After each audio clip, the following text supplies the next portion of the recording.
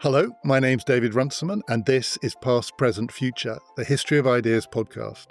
We've reached the end of our series on fixing democracy. We got lots and lots of questions and comments and suggestions and ideas about how to fix democracy. So before we go, we are going to make an attempt to respond to some of this, and I am joined by the political historian David Klemperer, who was our guide on this series to proportional representation and to compulsory voting. And David and I are going to do our best, if not to answer the questions, at least to respond to them. The questions are going to be put by the producer of this podcast, Helen, so the next voice that you will hear is hers. We've had hundreds of questions, responses and comments to this series, more than ever before, so a huge thank you to everyone who's contacted us, and sorry if we don't get to your question. We've grouped them into themes ranging from the very broad to the very specific, and we will try to cover as much as we can. So, we'll start with some general questions and comments about the broad thrust of the series. How do we know if democracy needs fixing? Here's a blunt version of that. Do you not think that questioning what is wrong with democracy is in fact questioning a system that is ultimately working fine? So I think there's a very good point here, which is that it can be very easy sometimes to treat outcomes of democratic processes that we don't like as failures of democracy. I think we often saw this in the UK with the Brexit referendum. People were saying that because they didn't like the outcome, there must have been something undemocratic. And I think that is something we should be very wary of and very careful about. But equally, I do think that if you look around the world today, there's a lot of very good evidence that democracy isn't working as it should. I think we can see that in the levels of dissatisfaction amongst publics across the globe, in the declining support for democracy that political scientists are observing, in the decreasing levels of trust in democratic institutions. And I also think we can see plenty of examples, the United States with most prominent, where there is a clear decline in the standards of democratic politics and the rise of a more authoritarian style of doing things. And I think there's a broader point here as well, which is that democracy has never been a fixed thing. It's always been an ideal about how society should govern themselves, but also a set of institutions. And the institutions can only ever imperfectly meet that ideal. And so part of democratic politics has always been discussing and debating how to make democratic institutions better match that ideal. So I do think that, in a way, there's nothing more democratic than talking about how we can fix democracy. I do agree with that. I mean, democracy always needs fixing. That's the point. If it was fixed, it wouldn't be democracy. It would be something else, some idealized and presumably actually hollow form of politics. And I'm also very conscious, just in the way that David described, that there's a danger here that what happens when you talk about things like the problems with democracy and the ways in which it's going wrong, it just does sound like sour grapes. So there's a version of this that I experienced a few years ago. For people who are not in the UK, there's a radio program that happens here called The Moral Maze, where they get on so-called experts to talk about something, and then they get a panel to tear them to shreds. And I've occasionally done it. It's no fun. Don't know why I do it. And I did it once, and the topic was what's wrong with democracy. And I was talking about the ways in which I thought it was problematic. This is not that long after Brexit. And a Conservative politician, former Conservative politician, now a man who makes TV programmes about railways, called Michael Portillo, was on the panel. And after I finished, he said, I still remember it, even by the standards of a Cambridge professor, that was the stupidest thing I've ever heard. There's nothing wrong with democracy. He just doesn't like what it's doing. And I remember at the time being very annoyed by this because it's really hard to push back. But at the same time, I think I'm right and he was wrong. Since then, say in the last decade, it has got worse. And some of the other things I think that are markers of how difficult democracy has become include just how hard it is to get re-elected. I think that is a sign, actually. You don't want incumbents always to win. That's a really bad sign for a democracy. You've probably ceased to be a democracy. You don't want incumbents always to lose. That's another bad sign. Becoming harder and harder. Democratic systems, the UK is a good example of this, I think are becoming less able to accommodate the kinds and ranges of opinions that have to be filtered through them. And so you get a mismatch between the system, and this is part of what we talked about in this series, between the system and the range of views that the system has to take account of. So in the UK case, an example of this would be the ways in which our electoral system is producing these potentially really warped and puzzling outcomes, the polls that keep coming out suggesting that Reform are going to win all the seats in the House of Commons on a relatively small share of the vote. That is a system that is not working well. Probably even if you're a Reform supporter, there's something weird about that. And then the way in which the system seems to reward people who want to attack the system. And again, you want a certain amount of that. The test of the health of a democracy is the way in which it can allow people to express their real dissatisfaction with the system in a way that gives them a way in to the system. But when you have a form of democracy where there is such a huge premium on saying it doesn't work in order to win votes, and we're not doing that on this series. So if people who think we're talking it down, we're nowhere near talking it down as much as the people who are doing really well in elections. And there is a point beyond which that becomes a vicious circle. The worse it goes, the easier it is for those people to win elections, which means it's probably going to go worse, which may make it easier, and so on. So for all those reasons, like David, I'm very conscious that you don't want to sound like you're whinging when you say democracy is not working well.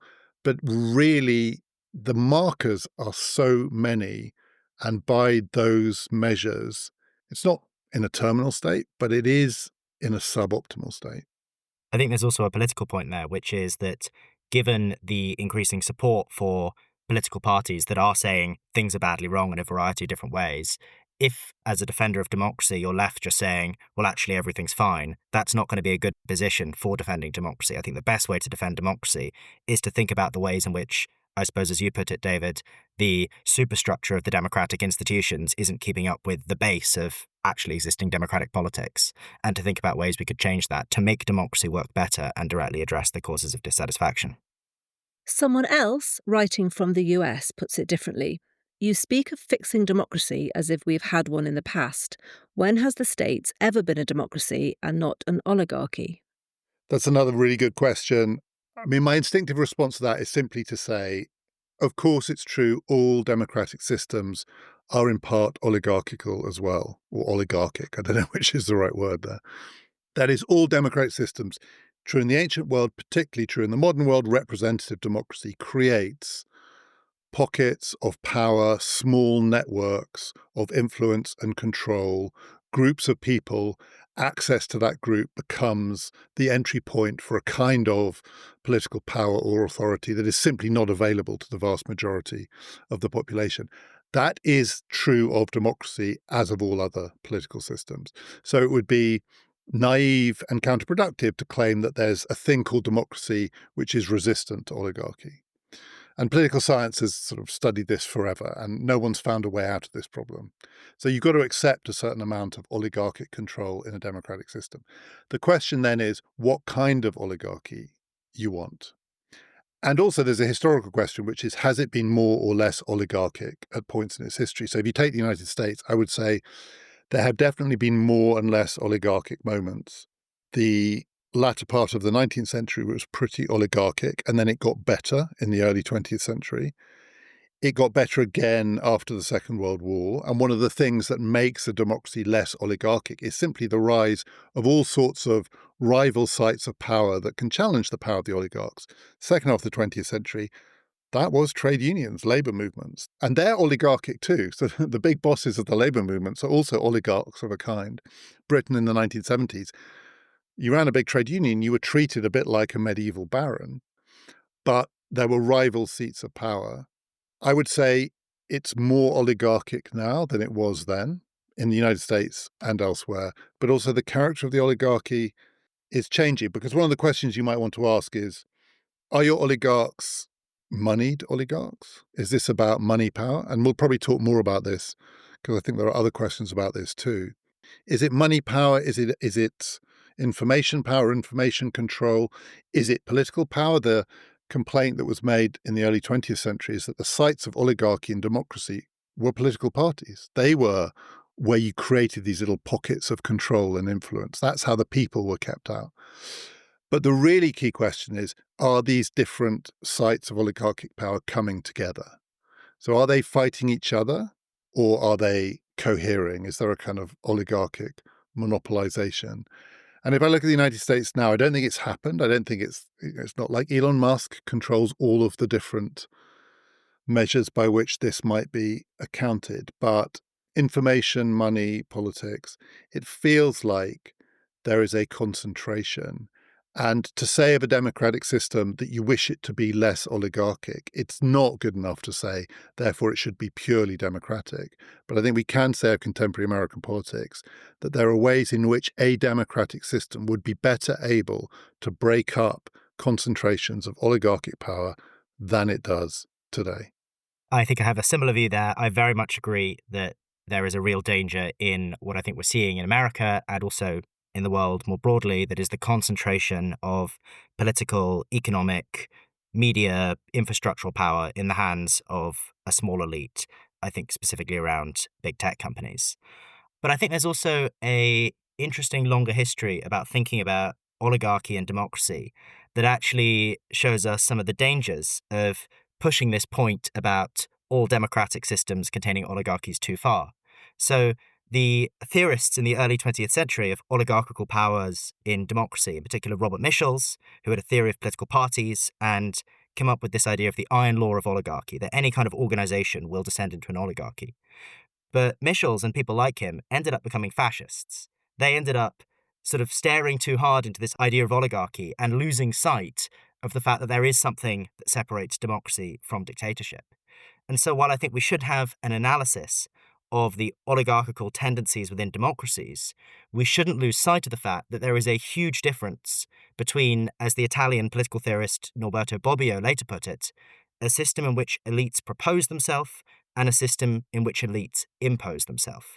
And I think that because democracy has competition for power and has these structures that enable people to resist different forms of rule, different forms of power, there is a fundamental difference between an oligarchy in a democratic system and oligarchy in an undemocratic system. And so I don't think the fact that America has always had oligarchical tendencies negates the fact that it has always had competition for power through representative institutions. And I think the other thing to note is that America, even if it didn't live up to them, was always organized on the basis of democratic ideals. And the existence of those ideals was something that those who wanted greater democracy, whether trade unions, the civil rights movement, suffragists, could point to in order to argue for breaking down different forms of oligarchy and for extending democratic rights. So America has always been an oligarchy to an extent, but we shouldn't let that blind us to the ways in which it has also been democratic. And I also really think we should never lose sight of the difference between democratic and undemocratic systems. And just to that point about the early 20th century writers who thought there was an iron law of oligarchy, and as you said, and as I mentioned, they focused on political parties, and one of the ways in which they fell into the trap of fascism was because the political party itself became the organizing and monopolizing force of oligarchic power. So that's, in a way, what fascism is. It is the party taking over all of the structures and instruments of the state. We risk the opposite happening, which is as parties get hollowed out, as they lose their authority, as they get replaced by online movements or whatever it is they're going to be replaced by, one of the sites of competition for other kinds of concentrations of power gets lost. The good thing about political parties in a democracy that's working well is the party can resist the other places in which oligarchy is operating. So I don't think we're in danger. This is not going to be an argument about whether or not we're about to enter a fascist age, but I don't think we're in danger of that early 20th century version of fascism, which is the fascism of the party.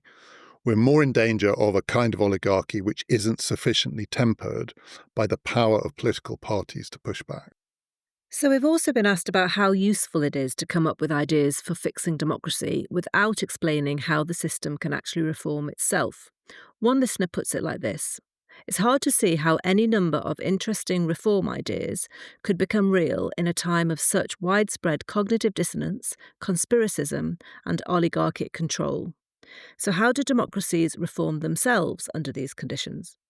Again, I think this question has a really important point to it, which is that it is very easy, I think, to see how democracies can enter vicious spirals where problems essentially reinforce themselves and make it very hard to find a solution. And I think I could give two good examples of that. The first would be turnout. This is something I explored in my work on compulsory voting, which is that as turnouts drop and as turnouts become more skewed, politicians respond more and more to particular demographics, and that leads those underrepresented demographics to vote less and less, and you get into a vicious spiral. I think another example would be inequality. When inequality becomes very high, it becomes easier for the rich to influence politics. And so you get more political inequality, which leads to more economic inequality, which leads to more political inequality in turn. So I think the issues that the questioner raises are very real. But again, I think the beauty of democracy is that there is always some openness and uncertainty. I think that came out very strongly from the episode earlier in the series about rigging elections, that as soon as there is an electoral process, there is some level of danger for any kind of established power, because things could somehow go the other way. So I suppose what I would say in response to the listener's question is that, as Gramsci famously said, you need to have pessimism of the intellect and optimism of the will, and that we need to be aware of the ways in which democracies can be very hard to reform, but also hold on to the idea that one of the features of democracy is that it can be reformed and there are avenues for change. And part of pushing for change is coming up with ideas that could potentially appeal to people and win the kind of public support needed to become real. So might be where we differ a bit, in that I take the question to be essentially saying, in an age in which there is such a preoccupation with what I would call the questions about who we like and who we don't like, who we think is on our side and who isn't on our side, who is screwing us and who is defending us, those who questions, identifying ourselves with this group against that group, conspiracism, cognitive dissonance. It mentioned oligarchic tendencies too. It's really hard to get anyone to pay any attention to the what questions, the process questions. How are we arriving at political outcomes? What is the mechanism by which votes or preferences get turned into governments or policies or whatever it is? Because there is this preoccupation with the thought that this system would go better if the right people were in charge. And even thinking of that fixing elections episode, there does tend to be a thought that the election itself is the means by which, because you can't completely control an election, by which some gap appears in this tight, vicious circle, and new ideas, new thoughts, new ways of doing politics break through, or new people break through. But that still, I feel, doesn't answer the question, which is, in a time where there's so much focus on which side is the real danger, the question of, regardless of which side is in charge, this way of doing politics is increasingly dysfunctional.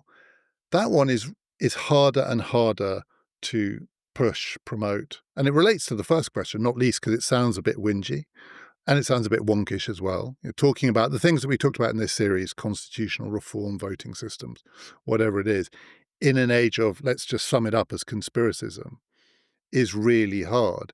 And in the history of democracy, the other thing that breaks the stranglehold of a system is a crisis, particularly a war, but some dramatic event, which gives people a sense that there is a different way of doing it. And it's not just a question of who's in charge. We actually have to reform the system. And that certainly happened through the 20th century. I guess my fear would be, in an age of quite pervasive conspiracism, and by that I don't just mean conspiracy theories, I just mean that view of politics, which is it goes better with these people and it goes worse with these people.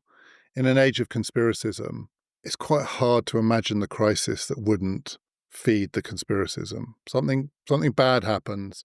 Do we get a constitutional convention, or do we get everybody saying, I told you so, it was them? I think this is interesting because I think what you're saying is that it's very hard to see how you would get a set of democratic reforms out of some kind of consensual process. And I think that's right. But I do think it's interesting how many of the successful contemporary populist movements are very interested in process and have an idea of there being something wrong with the process. And I think you could almost say that Brexit is an example of that.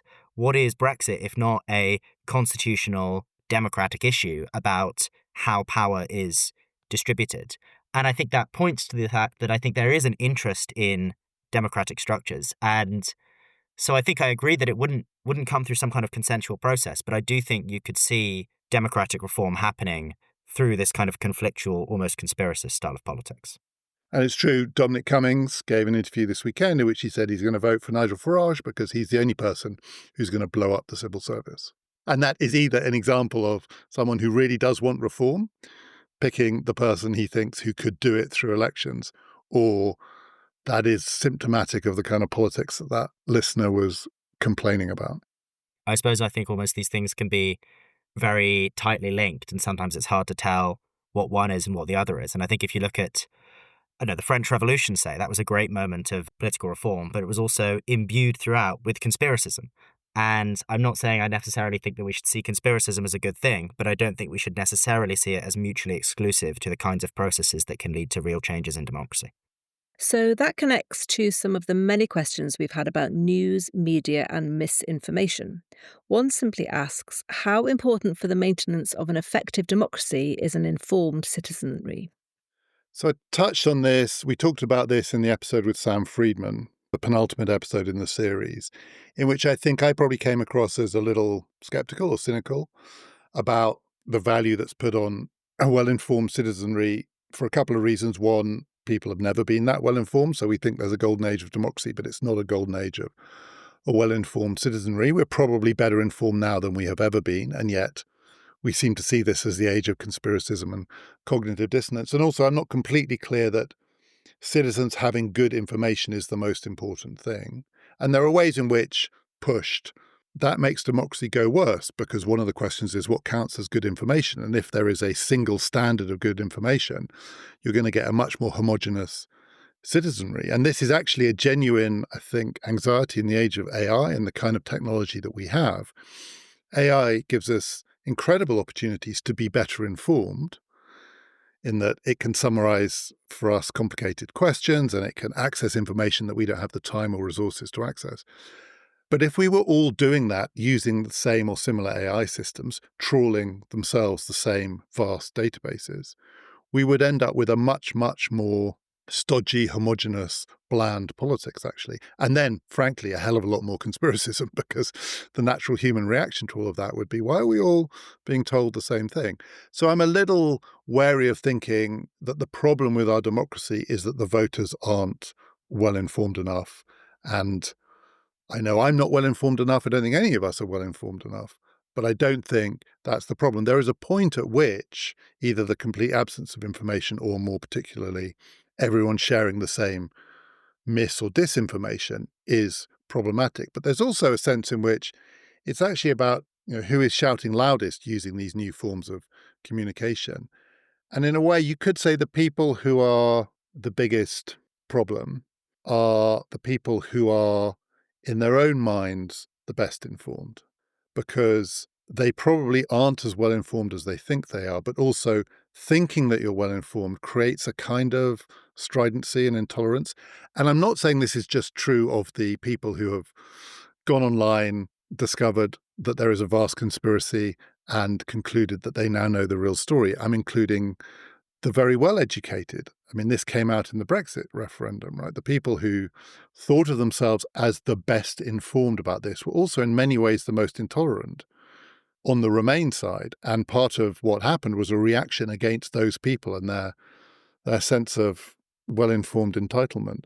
This is a long-winded way of saying I'm a little wary of thinking that the biggest problem that we have is that our voters lack the information. I would focus much more on what happens when they express their views, preferences, emotions, whatever it is, how that then is turned into information through the political system, because democracies are like markets. They are information processing mechanisms.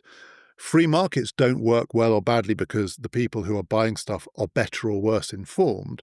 They work well or badly depending on how whatever information comes into the system gets turned into outcomes.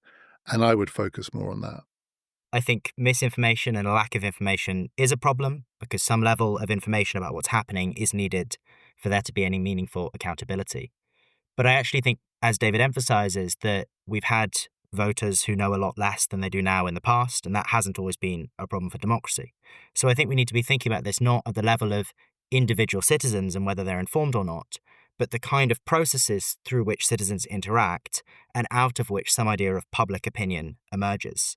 So the political scientist Henry Farrell suggests that the problem isn't misinformation, but what he calls malformed collective publics. And I think that's right. We need to be thinking about what are the ways in which people engage with political elites? What are the ways in which they engage with the media? How do people express views? How are views heard?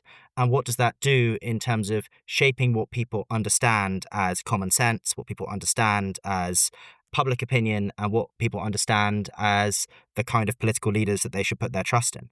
And I think that we're beginning to see an increasing recognition of this. So I think that a lot of people who were previously thinking about misinformation are now thinking more about the information environment in which we exist.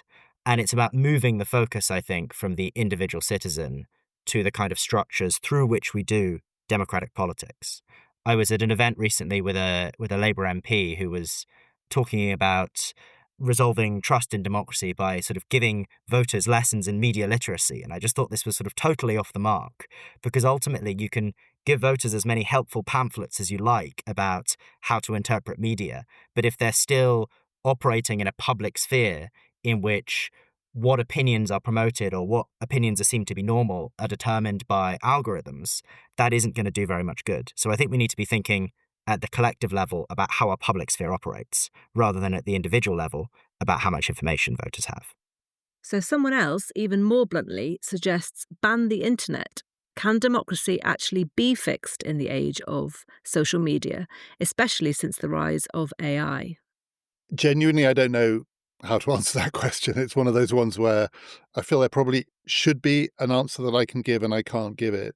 I tend to think of this in sort of historical terms, in the sense that, and this probably isn't an answer to the question, but it's what I feel, that landscape of information and communication that we currently inhabit, that includes social media, is increasingly including AI or AI platforms, and also includes the range of changes that have happened to traditional technology and information. So what's happened to TV, what's happened to radio, the world of podcasting. This is all in many ways been democratizing, in the sense that it has allowed people more direct access to information, given them many more means, platforms through which to express themselves. It has brought the ability to have a platform down to a much lower level than existed before. And so I don't want to say this is undemocratic. I think in many ways it is democratic. But it doesn't seem to fit very well with that version of democracy which we have had for somewhere between 150 years. Liberal, representative, party-based, electoral, mass communication, welfare statist democracy. The kind that flourished in the second half of the 20th century, which existed in a different information, media, technology environment, the unreformed version of newspapers and TV and radio, much more top-down, much more controlled, much more centralized. The messages were more streamlined, less democratic in a way, but better suited to that version of democracy. And it just feels to me that the democratization that's happened in all of these spaces isn't a good fit for this kind of democracy. So then there are two things we could do. We could change the kind of democracy we do to be a better fit with the democratization that's happened in the information space, or we could try and drag the information space back so that it's a better fit with the kind of democracy that we do. Of those two, though the second might be nice, I think it's not going to happen. I think the first is probably the only option, that our democracy needs to be better adapted to this kind of information and media environment. What that means, I don't know, but one thing that does seem to have happened in that space is that it's given people many, many more opportunities to express themselves. At the same time, it's exposed people to all sorts of new kinds of information, much of which actually ends up cohering around certain stories that become the dominant stories in particular spaces. But that middle ground in which people express themselves, but also are asked to take some responsibility for what it is they express, not just in voting, but in the ways in which they might shape or inform or help take collective democratic decisions, that's the bit that's missing. And I think actually quite a lot of what we talked about in this series relates to that space, the ways in which citizens who have greater opportunities for information and self-expression could also have greater points of entry into the democratic system. But if we were to do that, we would be changing that late 20th century version of democracy, which worked really well in the age of network TV. But we do not live in the age of network TV anymore. We just don't, and it's not coming back. So I think this might be the first question where I think I actually broadly disagree with what David is saying. So from my perspective, the internet has had a huge effect on politics in a lot of different ways. I think in some ways it has really just accelerated trends we already saw away from, say, reading and rational deliberation as the basis of politics towards something more focused on image. And, that of course started with television. And also I think the internet has accelerated the process of social and political fragmentation that I think began in the late 20th century with the decline of deference and the rise of popular individualism. But I think possibly the most important thing, and I think this is the thing that shapes whether or not we see this as democratizing, is what the internet has done to mediation in democratic politics. And I think the internet has really undermined the traditional institutions that mediated between people and the state, be that political parties, the media, local institutions, local leaders. The internet has given us this sense of direct engagement with politicians. It has allowed us to speak more directly into the political sphere. I don't need a newspaper to make my opinion heard. I just need a Twitter account. But I think at the same time, I wouldn't necessarily see that as an unambiguous democratization for two reasons. The first is I think that I don't think we should see sort of mediation and intermediary institutions as inherently undemocratic. I think there's a lot of good reasons to think that democracy has always worked best when it's had those kinds of institutions. So I don't want to say that just because they're not there, that's more democratic.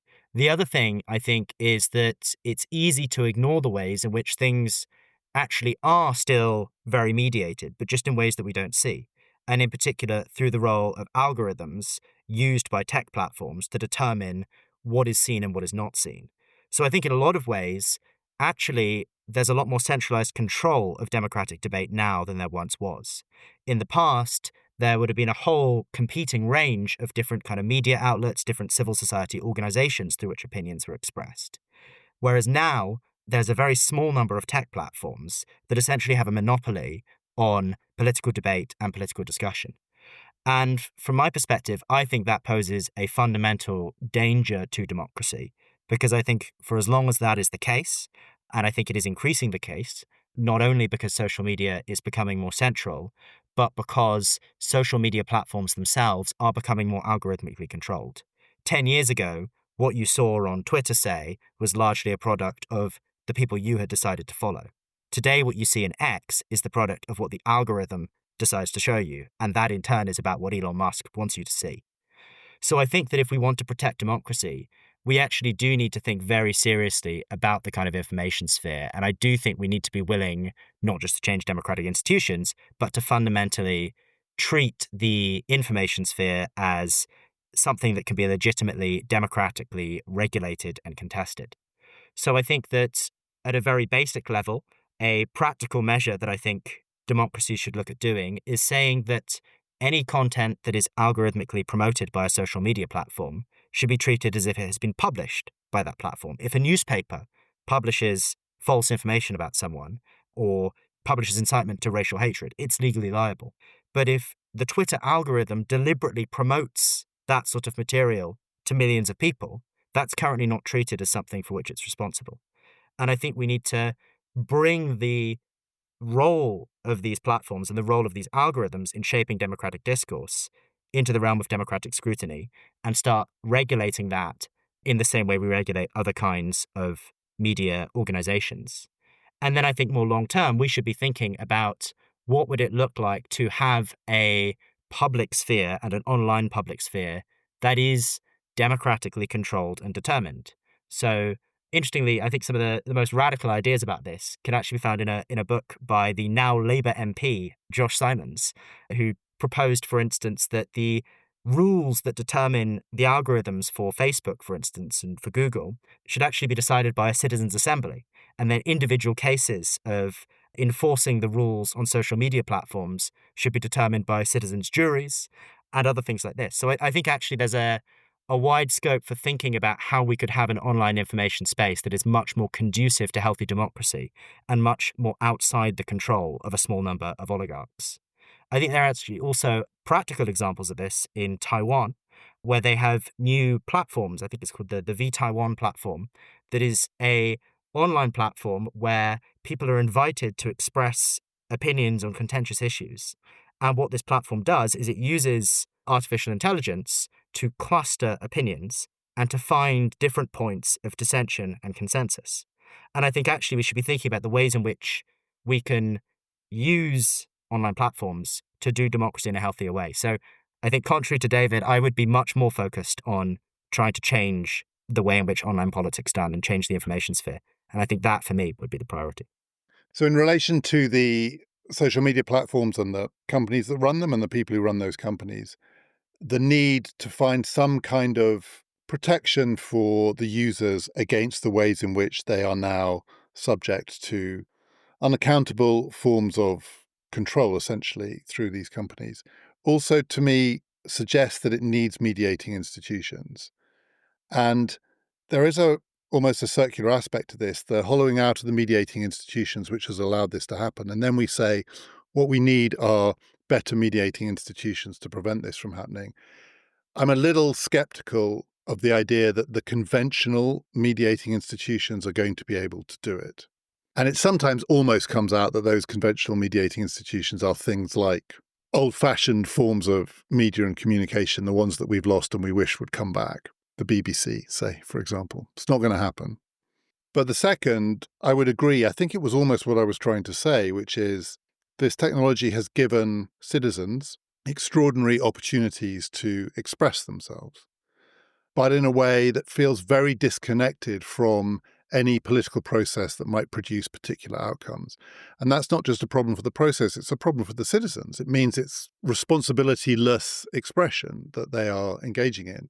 Anything that didn't mediate between them and the technology platforms, but actually gave the people who are using the platforms to express themselves also some sense that whatever it is they say or do has consequences, would be broadly democratic.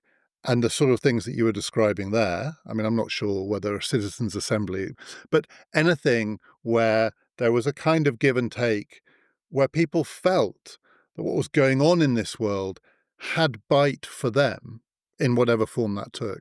That's almost the essence of democratic politics, that your ability to express yourself comes with consequences, good and bad, not just you have to take responsibility for it, but it makes a real difference.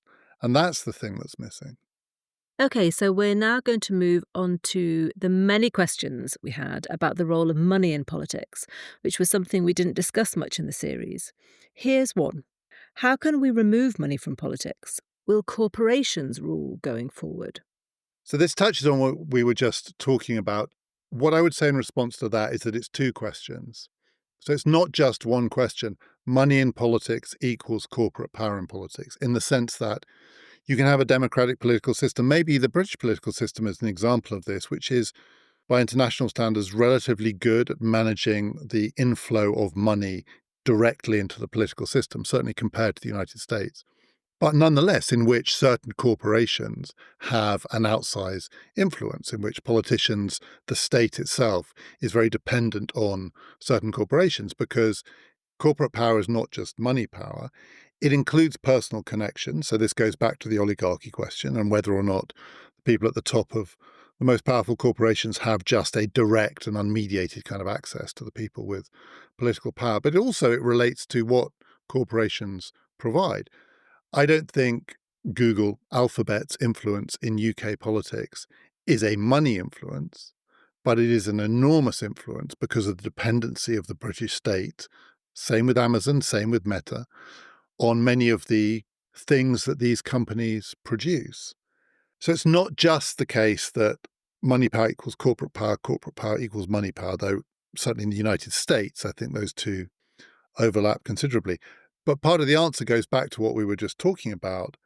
One thing you could try and do is keep corporate money out of politics. But another thing that you could try to do would be to democratize the corporations. And particularly in political systems where it's not completely clear that money is the most direct way in which corporations influence politics, the ability of citizens to influence or shape corporate outcomes would be the single greatest benefit for democratic politics. It is a long-term dream of democratic politics. It has been true since we've had the thing that we call democracy in the modern world, that people have noticed that it's all very well to democratize the state, but if you don't democratize some of the other sites of money and power and control, you may well find that your system is not as democratic as you would hope, but it's proved one of the hardest things to do.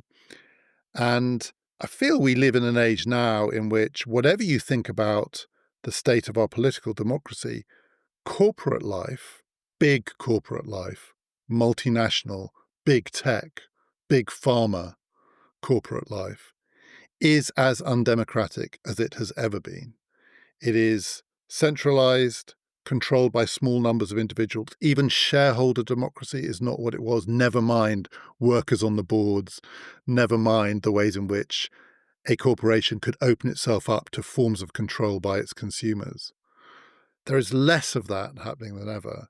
I would say if what we're worried about is corporate power, we should be worried not just about the state of our democracy in the conventional sense, but the ways in which we have almost completely given up on the many different ways corporations could be more democratically controlled. So I think the point about the nature of corporate power is exactly right.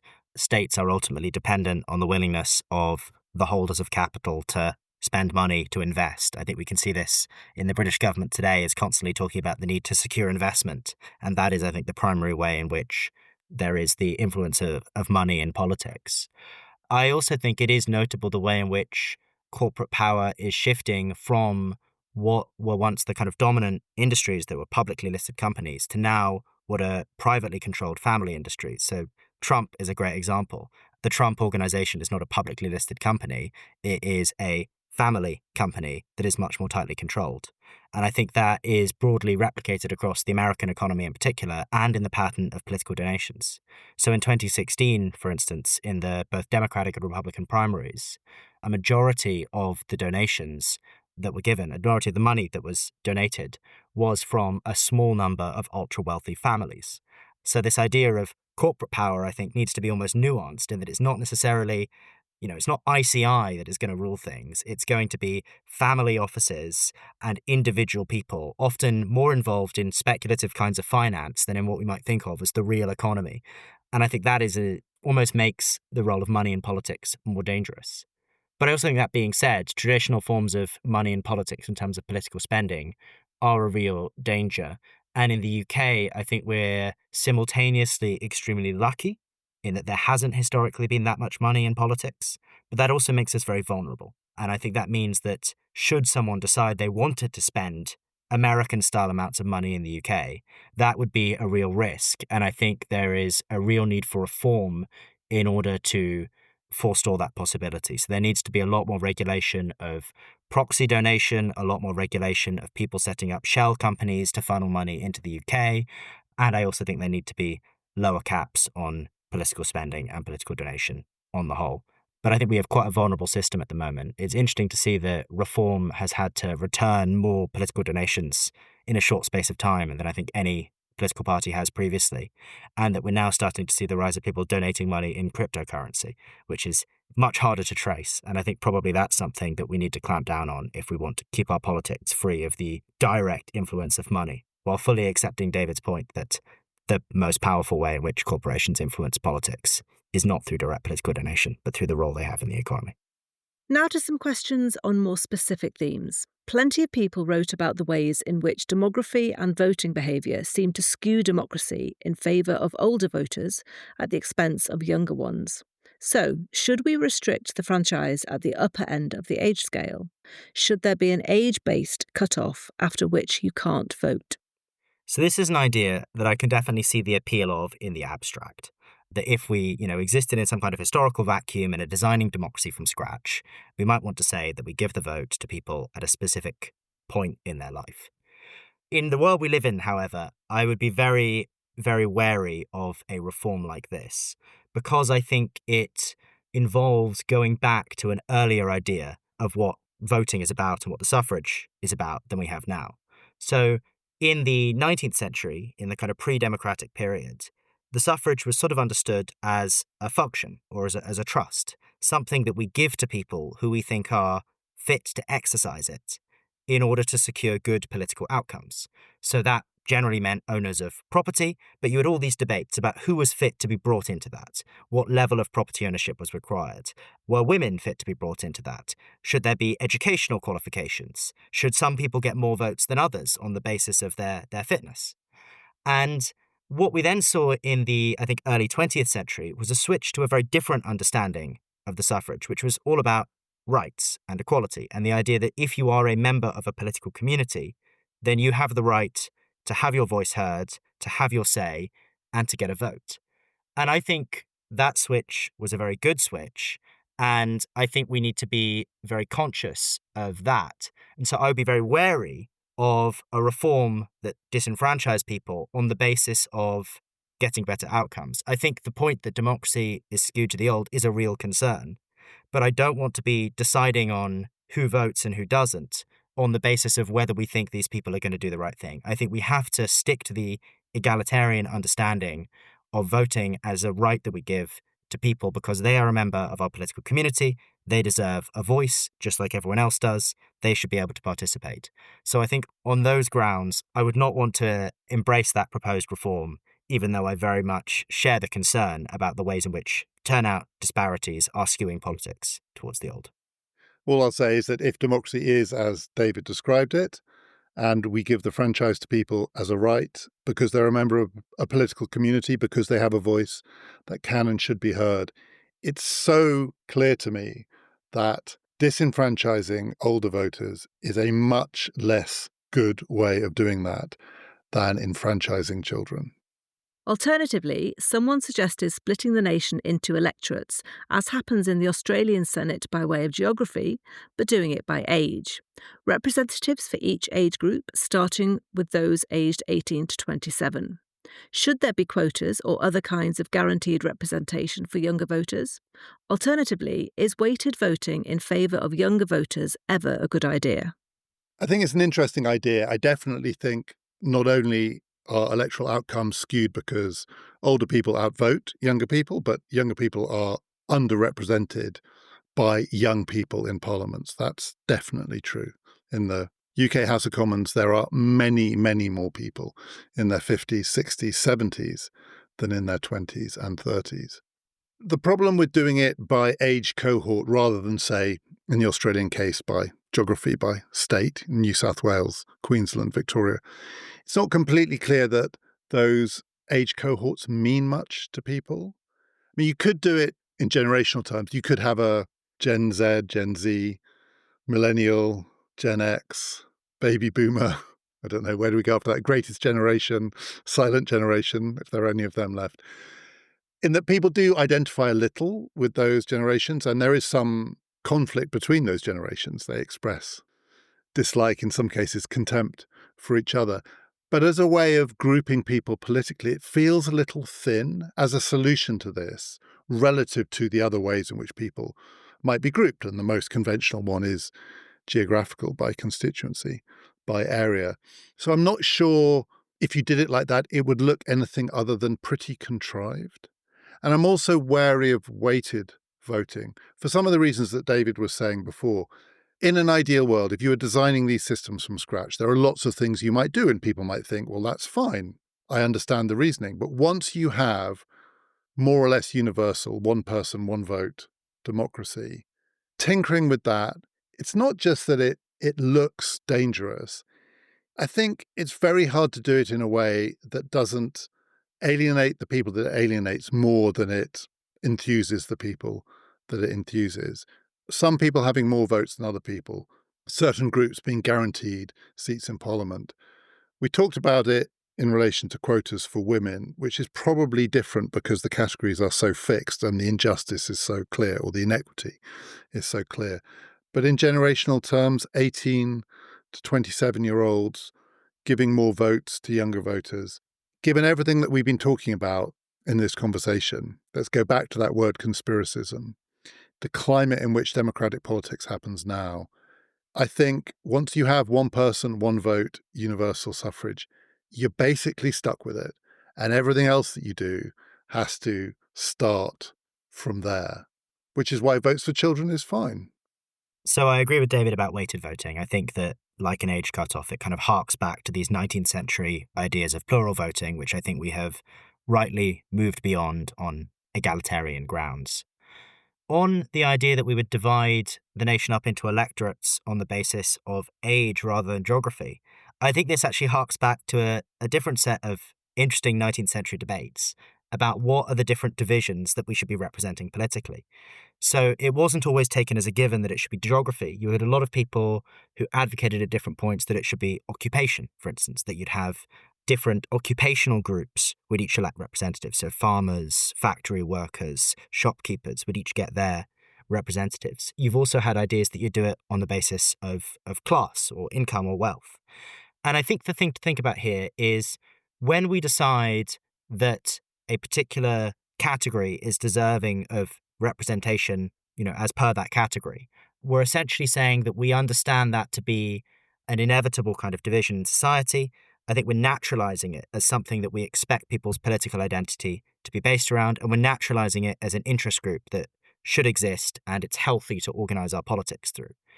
And so I think when it comes to age, I'd be somewhat wary of doing that, because I agree that today we do have a politics that's highly structured by age, but I'm not sure I think that's a good thing. And I'm not sure I think that's a thing that we want to institutionalize as the way it will always be. Because I don't think it's always been the case that the young and the old have had conflicting interests and have had conflicting political identities. And so I think that whereas it makes sense to say that if you live in one city, you'll have one set of interests and, one experience of politics, and that you're part of a community that deserves representation as a community, I don't think we necessarily want to promote the idea that your politics should be structured by your age.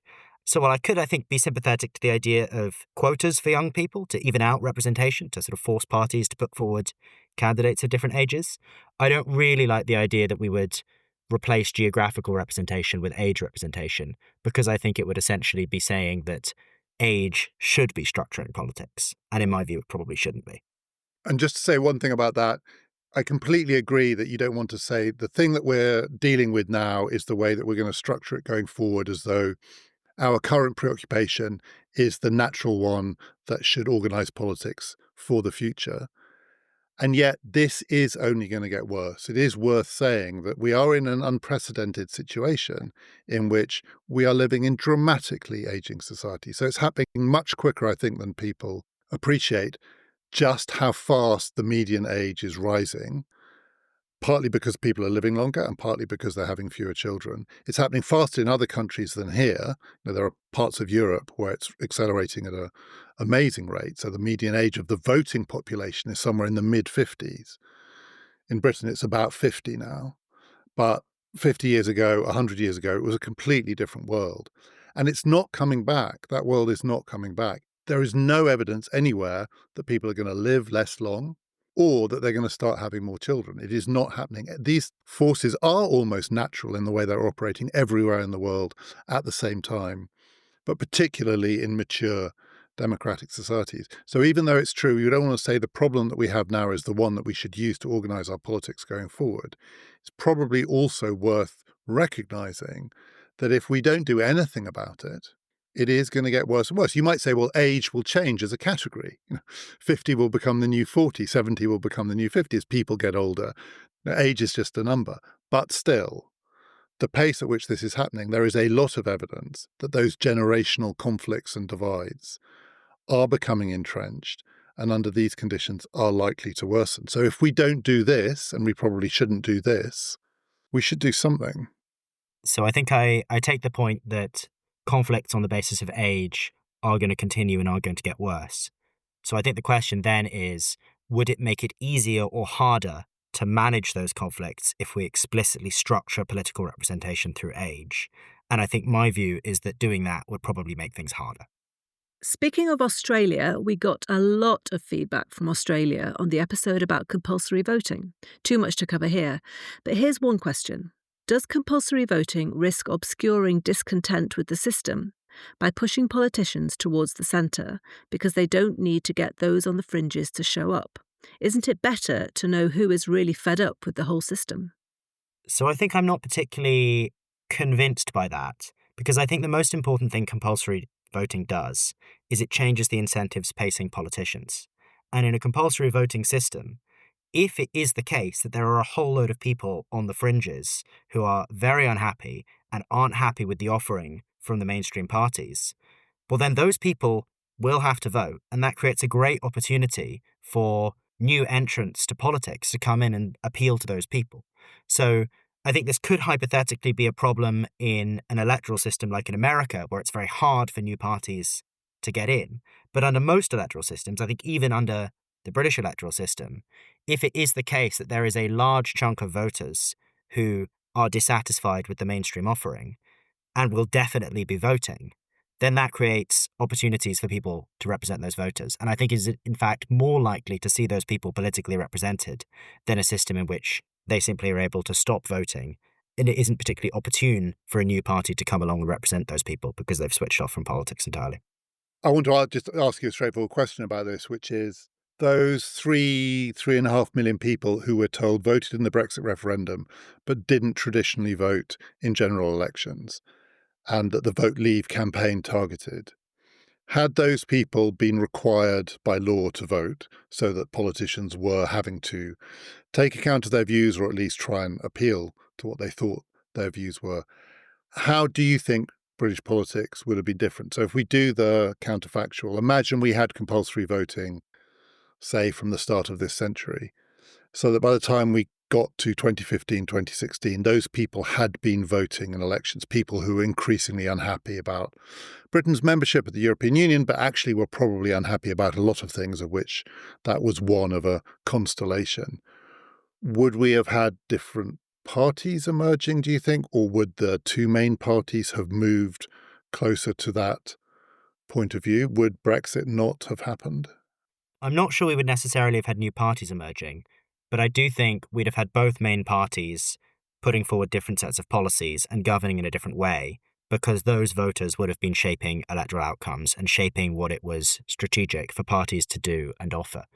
And I think also we'd have therefore seen those voters be much more integrated into politics and probably less dissatisfied with politics, and thus much less available as a kind of repository of potential anti-system voters for a movement like Vote Leave. So I'm not going to go out and fully say it would have stopped Brexit, but I do think British politics would have been more stable and it would have been harder to engineer an unexpected upset if those people were already in the political system and participating and having political parties respond to their needs and desires. But given there was a majority for Brexit, and that was a democratic outcome, there was a clear majority for Brexit. Had the people who delivered that majority, which I think it is plausible to say did include those people who didn't vote normally in general elections, had they been general election voters, let's go back to the oligarchic point. Isn't there a case for saying that their views would have been absorbed by the system, that the British political system was never at that point going to leave the European Union? The kind of people who are representatives, but also the incentives that they had not to do that. Would it not have been the case that actually those views would have been absorbed, almost swamped by the system? And actually, when those people showed up out of the blue and expressed their view, that was the only way the system was going to get the kind of jolt that Brexit delivered. So leaving aside the merits of Brexit as a case, but simply the fact that there was a majority for it under those conditions, is it also not possible to argue that had we had compulsory voting, it's not that those people's views would have shaped British politics, they would have been absorbed in the way that those people were angry about when it came to the Brexit vote? I suppose it depends on what you see as a better way of ensuring people's interests are heard. Is it having a political system that responds to people on a kind of day-to-day level, sort of somewhat at the margins, by treating them as voters whose interests need to be represented in order to win re-election? Or is it better for people to not show up, generally be ignored, but then occasionally really jolt and disrupt the system? And personally, I'm inclined to think the first system is probably preferable, where you are getting heard, it just maybe isn't happening through these sudden, dramatic moments. I think a democratic politics that doesn't have moments of startling surprise in it is not as fully democratic as it could be.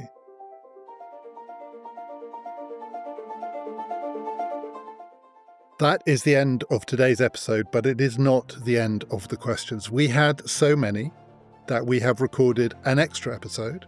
It'll be going out tomorrow on PPF Plus, so if you would like to hear it, just click on the link in the show description, go to our website, ppfideas.com, and sign up to PPF Plus now.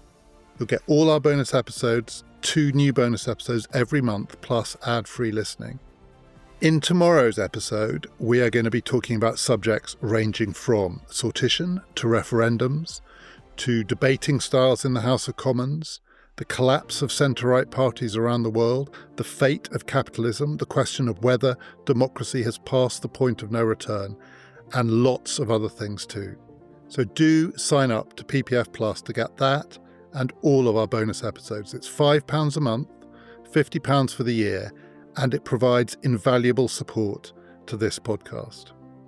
Next time in our regular slot, it's an episode that we recorded recently at the Cheltenham Literature Festival in front of a large live audience. I was joined by the writers Sarah Wynn-Williams and Bruno Maçães, and our subject, Who Rules the World? Trump, Tech, and the Fight for the Future. That's next time. This has been Past, Present, Future.